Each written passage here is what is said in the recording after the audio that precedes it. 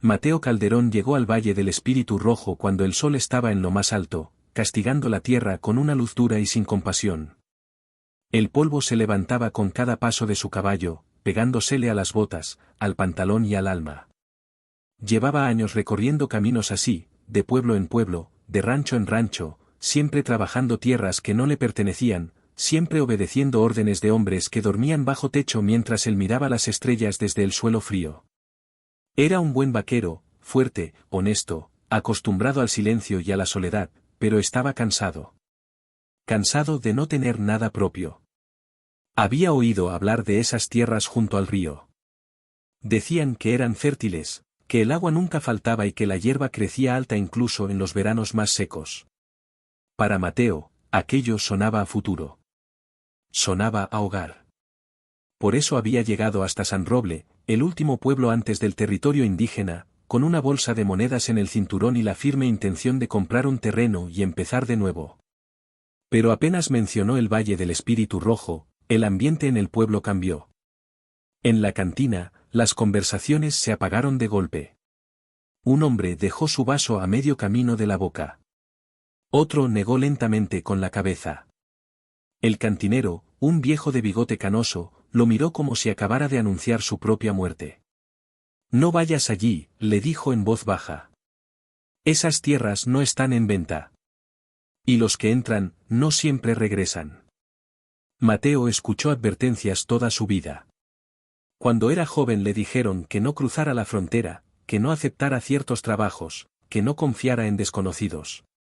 Si hubiera obedecido todas, seguiría siendo un muchacho asustado.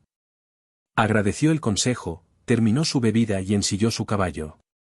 3 días después, tras cruzar desierto, rocas rojizas y senderos casi invisibles, llegó al valle. El río serpenteaba tranquilo entre la vegetación, y por un instante Mateo supo que había encontrado lo que buscaba. A lo lejos, vio el campamento indígena, tiendas de piel decoradas con símbolos antiguos, columnas de humo elevándose hacia el cielo y figuras que se movían con calma, como si el tiempo fluyera de otra manera allí. No llegó solo al centro del campamento. 3 guerreros lo interceptaron antes. No hablaron mucho. Lo desarmaron con miradas firmes y lo escoltaron en silencio. Mateo mantuvo la espalda recta y la mirada al frente. No estaba allí para causar problemas. Lo llevaron ante el jefe. Toro Sombrío estaba de pie, inmóvil, como si fuera parte de la tierra misma. Era alto, ancho de hombros, con el cabello oscuro atravesado por hebras plateadas, trenzado con cuidado. Su rostro estaba marcado por cicatrices antiguas, recuerdos de batallas que no necesitaban palabras. Sus ojos, profundos y oscuros, se clavaron en Mateo con una intensidad que hizo que el aire pareciera más pesado. ¿Qué buscas en mis tierras?, preguntó con una voz grave y serena. Mateo se quitó el sombrero en señal de respeto. Vengo a comprar un terreno junto al río. Tengo dinero. Solo quiero establecerme. El jefe no respondió de inmediato. Cruzó los brazos sobre el pecho y observó al vaquero como si pudiera ver más allá de su piel, más allá de sus palabras. Las tierras del Valle del Espíritu Rojo no están a la venta para extraños, dijo finalmente. Puedes marcharte ahora. Mateo sintió un nudo en el estómago. Había llegado demasiado lejos para rendirse así. Con todo respeto, jefe, insistió, no busco problemas. Solo un lugar donde vivir y trabajar. Entonces Toro Sombrío dio un paso adelante. Su sombra cubrió a Mateo. Hay una forma de quedarte, dijo. Pero no es con dinero. El vaquero levantó la vista, confundido.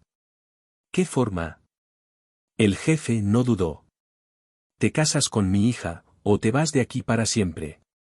Las palabras cayeron como un disparo en el silencio del campamento.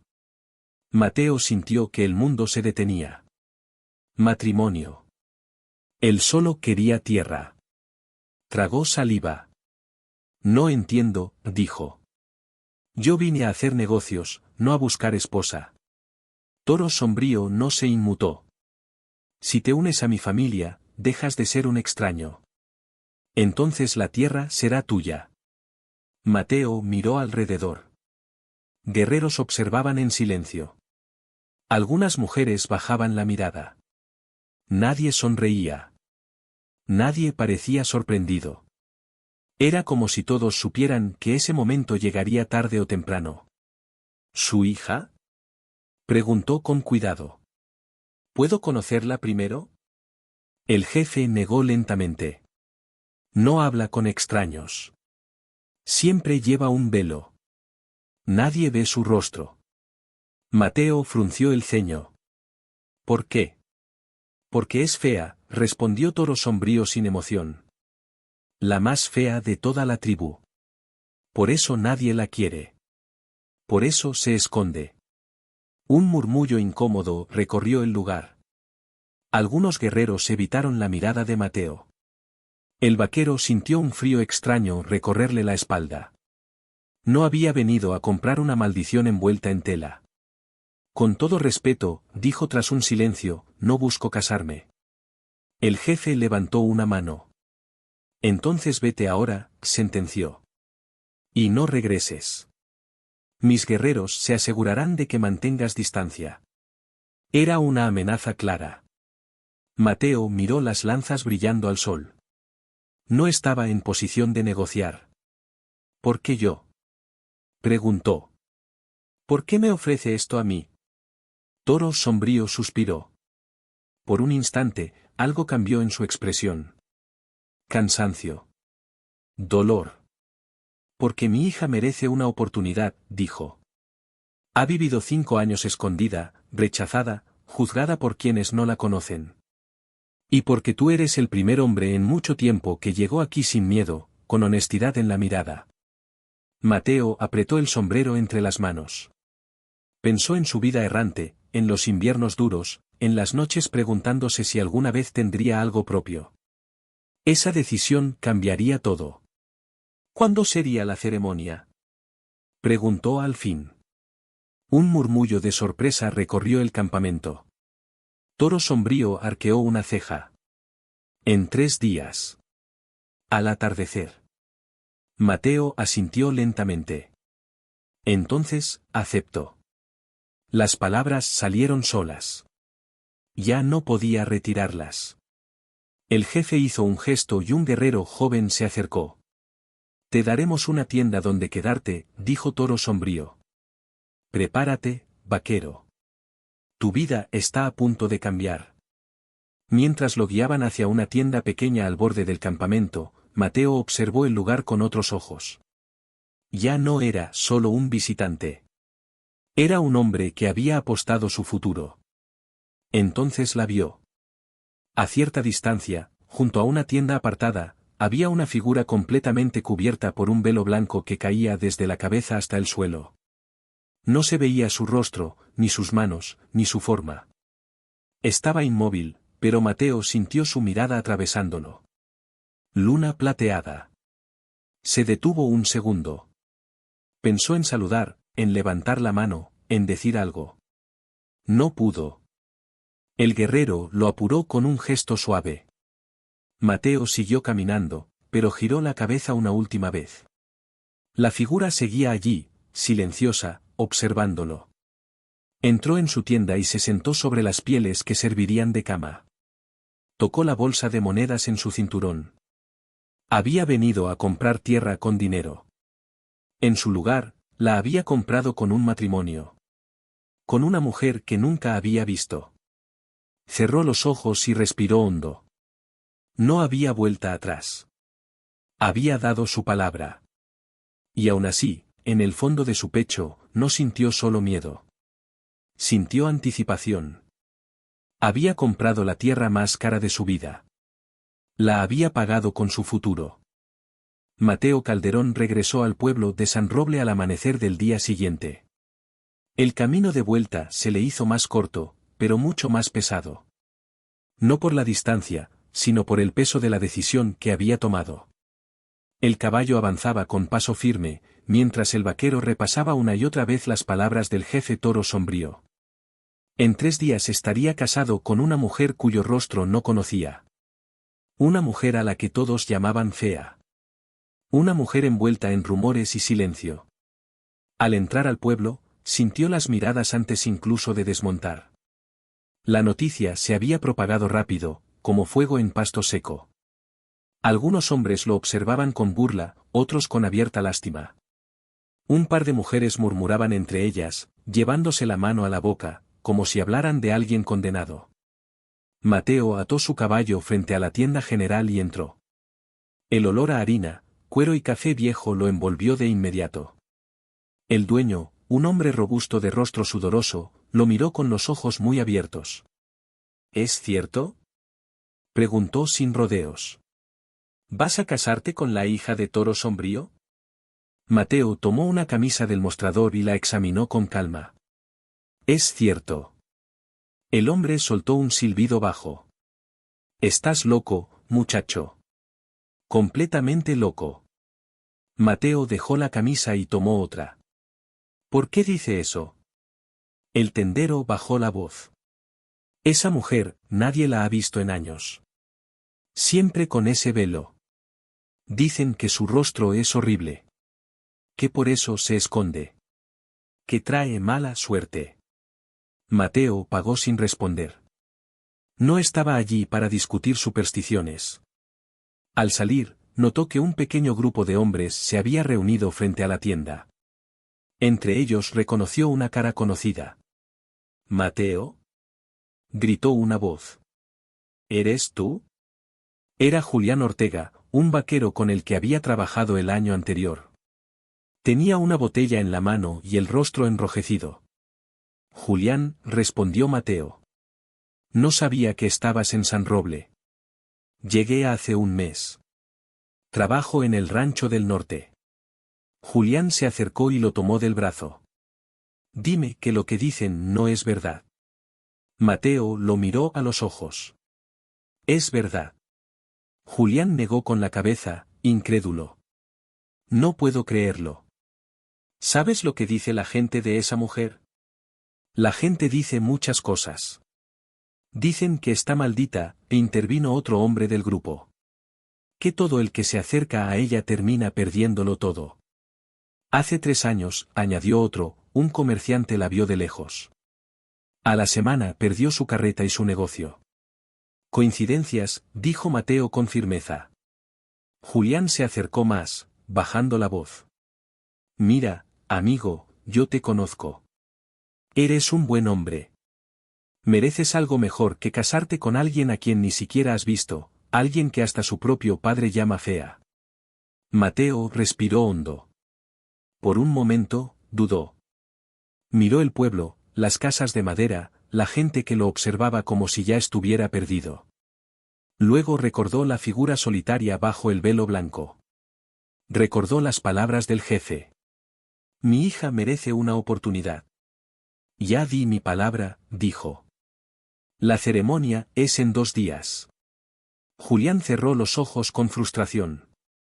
Entonces no hay nada que pueda decir para hacerte cambiar de opinión. No.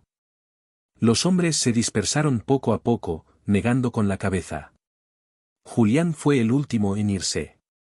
Si realmente vas a hacer esto, dijo, al menos trátala bien. Sea como sea. Nadie merece ser rechazado toda su vida. Mateo asintió. Lo haré. De regreso al campamento, el camino serpenteaba entre rocas y cactus. Mientras cabalgaba, Mateo pensó en algo que nadie en el pueblo había mencionado. Nadie se preguntaba qué sentía esa mujer. Nadie pensaba en cómo era vivir escondida, juzgada por rumores. Al llegar, el campamento estaba lleno de vida. Los niños corrían entre las tiendas. Las fogatas ardían suavemente. Y allí estaba ella, en el mismo lugar del día anterior. Inmóvil. Silenciosa. El velo blanco brillaba con la luz del atardecer. Mateo desmontó y caminó despacio hacia ella. Se detuvo a unos metros. Hola, dijo. No hubo respuesta. Sé que probablemente no quieras hablar conmigo, continuó. Solo quería decirte que en 2 días nos casaremos. Y prometo tratarte con respeto. El velo se movió ligeramente con el viento. Durante unos segundos, no pasó nada. Luego, casi imperceptible, ella asintió con la cabeza. Mateo sintió algo extraño en el pecho. No era alivio. Era conexión. Esa noche, el campamento dormía bajo un cielo cubierto de estrellas. Mateo no podía conciliar el sueño. Decidió salir a caminar. El aire era frío y silencioso. Se acercó al corral donde descansaban los caballos de la tribu, animales fuertes y valiosos, el mayor orgullo del valle. Entonces escuchó un sonido. Un crujido leve. Demasiado controlado para ser un animal. Mateo se tensó y avanzó con cuidado. Entre las sombras, vio 3 figuras agachadas junto a la cerca. Llevaban sombreros y pañuelos cubriendo el rostro. Estaban cortando las cuerdas. Ladrones. El corazón le golpeó el pecho. Si gritaba, huirían. Si atacaba sin pensar, estaba en desventaja. Tomó varias piedras del suelo y se movió en silencio hasta quedar detrás de ellos. Buenas noches, dijo de repente. Los 3 se giraron sobresaltados. Lárgate, vaquero, gruñó uno. Esos caballos pertenecen a mi futura familia, respondió Mateo. Y no pienso dejar que los roben. El más grande se lanzó hacia él. Mateo esquivó el golpe y lanzó una piedra que impactó en su cabeza. El segundo corrió hacia él y recibió un codazo en el estómago. El tercero intentó escapar, pero Mateo lo embistió y lo derribó. ¿Guardias?, gritó. ¿Ladrones en el corral? Las tiendas comenzaron a iluminarse. Guerreros salieron corriendo con lanzas en mano.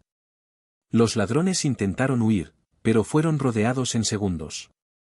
Toro Sombrío llegó poco después. Observó la escena con calma. ¿Qué ocurrió? Intentaban robar los caballos, respondió Mateo. Los encontré cortando las cuerdas. Uno de los guerreros confirmó la historia. El jefe miró a Mateo durante un largo momento y luego puso una mano en su hombro. Salvaste nuestros caballos, dijo. Salvaste el honor de nuestra tribu. Los murmullos de aprobación recorrieron el campamento. Algunos guerreros asintieron con respeto. Entre la multitud, Mateo vio el velo blanco. Luna Plateada observaba. Ya no parecía tan distante.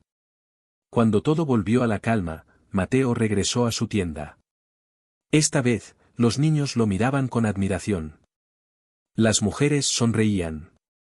Los guerreros inclinaban la cabeza. Ya no era solo el forastero que iba a casarse con la hija rechazada del jefe. Había demostrado su valor. Sin saber aún la verdad, Mateo había ganado algo que no se compra con dinero. Respeto. El amanecer llegó al valle con un aire distinto, como si la tierra misma contuviera la respiración. Desde muy temprano, el campamento estaba despierto. El humo de las hogueras subía en columnas rectas, los tambores reposaban junto a los ancianos y las mujeres caminaban en silencio, preparando telas, cuencos y objetos sagrados. No era un día cualquiera. Cada paso, cada gesto, estaba cargado de significado. Mateo observaba todo desde la entrada de la tienda que le habían asignado. Sentía un peso en el pecho que no sabía nombrar. No era miedo exactamente, pero tampoco calma. Era la certeza de estar a punto de cruzar un umbral del que no habría regreso. Se lavó el rostro en el río, dejando que el agua helada le recorriera la piel, como si quisiera despejar las dudas que le rondaban la mente. Había aceptado sin ver, había prometido sin conocer, y ahora el destino reclamaba su cumplimiento. Los cantos comenzaron cuando el sol se alzó lo suficiente para iluminar el círculo central del campamento. Eran voces graves y profundas, acompañadas por golpes lentos de tambor que parecían latidos. Cada nota hablaba de ancestros, de pactos antiguos, de la unión entre la tierra y el espíritu. Mateo no entendía las palabras, pero sentía su peso. Aquello no era un simple matrimonio, era un rito que los superaba a todos. El jefe Toro Sombrío apareció con paso firme, envuelto en su manto ceremonial. Su presencia imponía silencio sin necesidad de órdenes.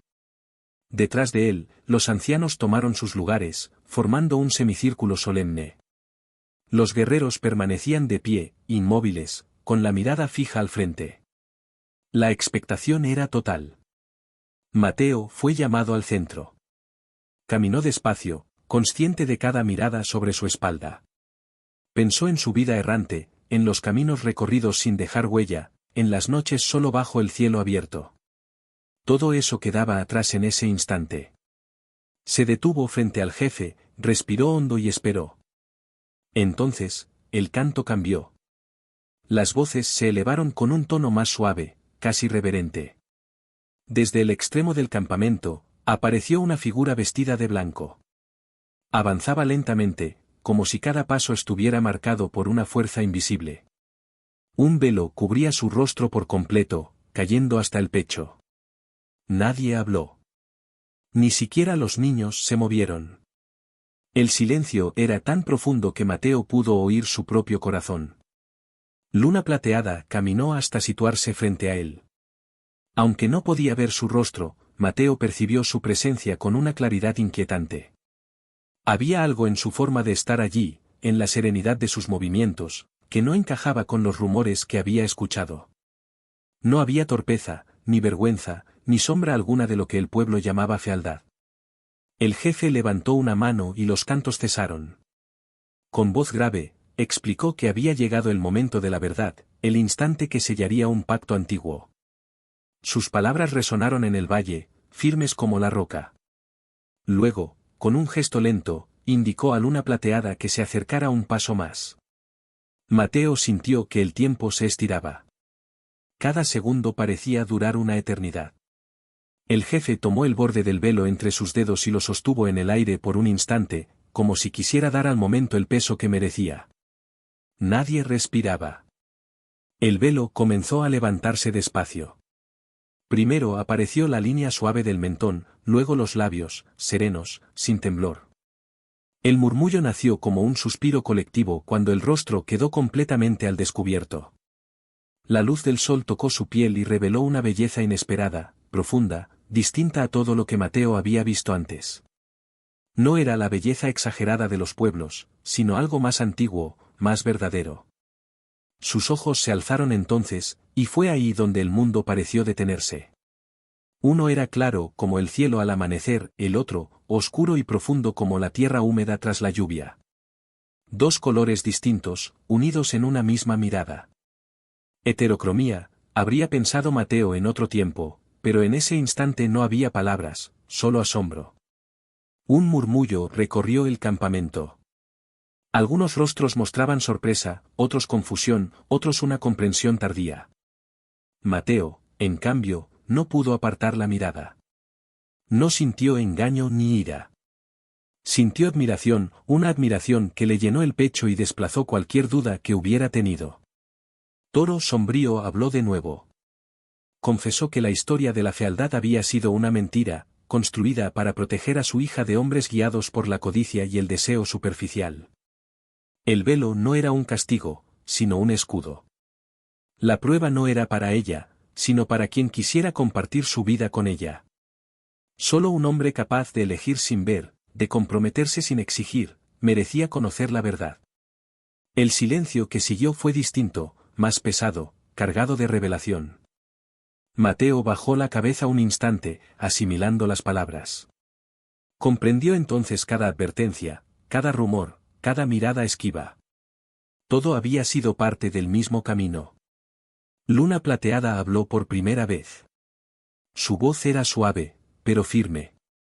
Confesó que había temido ese momento durante años, que siempre había esperado el rechazo al levantar el velo. Sus palabras no buscaban compasión, solo honestidad. Dijo que había aprendido a vivir con la idea de ser juzgada antes de ser conocida. Mateo dio un paso al frente. No necesitó pensar su respuesta. Dijo que había aceptado el matrimonio por la tierra, sí, pero que en el camino había descubierto algo más importante, el deseo de pertenecer, de dejar de huir, de construir algo real. Afirmó que no se sentía engañado, porque su promesa había sido hecha a ciegas, y así debía mantenerse.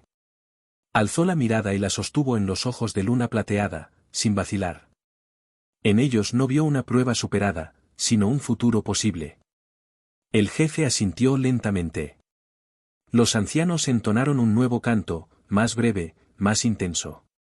La unión fue declarada ante la tribu, sellada con gestos antiguos y palabras que hablaban de equilibrio y respeto.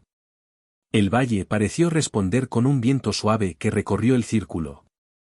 Mateo comprendió entonces que el mayor secreto del lugar no había sido una maldición, ni una mentira cruel. Había sido una prueba diseñada para separar a los hombres de paso de los hombres capaces de quedarse. Y en ese instante, supo que su destino ya no le pertenecía solo a él, sino a la tierra, a la tribu y a la mujer que tenía frente a sí.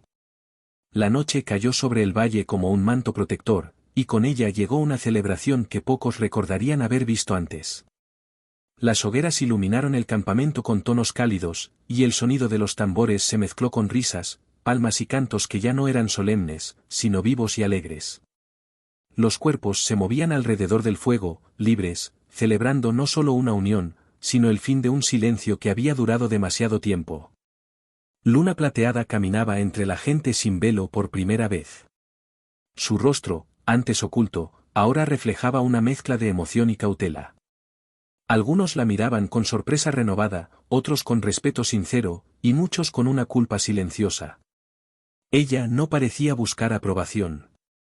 Caminaba con la dignidad de quien ha cargado un peso durante años, al fin, lo ha dejado atrás. Mateo la observaba desde la distancia, sintiendo una paz que nunca había conocido. Cuando sus miradas se encontraron, no hubo palabras. Solo una comprensión compartida. Más tarde, se apartaron del bullicio y se sentaron cerca del río, donde el reflejo de la luna temblaba sobre el agua oscura. Allí, en voz baja, Luna Plateada comenzó a hablar de su pasado. Contó cómo el velo había aparecido primero como una protección, no como una imposición. Era una niña cuando entendió que su diferencia despertaba miedo y deseo al mismo tiempo. Los rumores nacieron de miradas ajenas, y el silencio se convirtió en costumbre. Cada rechazo, cada susurro, había dejado una marca invisible. No había golpes ni gritos, pero el daño era profundo, constante, difícil de sanar. Mateo escuchó sin interrumpir. Comprendió que la soledad no siempre se vive en caminos abiertos, a veces se sufre rodeado de gente.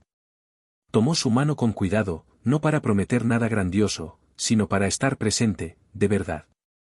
Entonces apareció Flor de Estrellas, la anciana que muchos consideraban más espíritu que mujer. Se acercó con pasos lentos y se sentó frente a ellos. Sus ojos parecían reflejar el fuego y el cielo al mismo tiempo. Habló de antiguos relatos, de niños nacidos con ojos distintos, señalados desde siempre como puentes entre mundos. Dijo que no eran una maldición, sino una señal. Quienes los poseían estaban destinados a unir, no a separar. A ver lo que otros no podían. Luna Plateada escuchó en silencio, y por primera vez sonrió sin reserva. Flor de Estrellas habló también de Mateo, de su llegada al valle sin saber que el camino lo había elegido a él mucho antes. Dijo que el destino no siempre se revela con claridad, a veces se disfraza de prueba. Cuando regresaron al campamento, el jefe toro sombrío los esperaba. Su rostro, siempre firme, mostraba una grieta de humildad. Entregó a Mateo el derecho sobre las tierras junto al río, no como un trato, sino como una ofrenda. Reconoció que, como padre, había confundido protección con control, y que el miedo lo había llevado a decidir por su hija. Con voz grave, le concedió algo más valioso que la tierra, libertad. La celebración continuó hasta que las estrellas cubrieron todo el cielo. Los cantos se hicieron más suaves, los bailes más lentos. Mateo se quedó mirando el fuego, reflexionando en silencio. Había llegado al valle buscando un pedazo de tierra donde dejar de huir. Había encontrado algo que nunca se había permitido desear, un hogar, una familia y un amor nacido de la verdad, no de las apariencias. Entendió que el verdadero valor de las personas, como el de la tierra, no se mide por lo que se ve a simple vista. Se descubre con tiempo, con respeto y con la voluntad de mirar más allá del miedo. Y si esta historia les ha gustado o han aprendido algo de ella, no olviden suscribirse al canal, darle like al vídeo y dejar en los comentarios sus pensamientos y opiniones. Su apoyo ayuda a que más historias como esta sigan siendo contadas.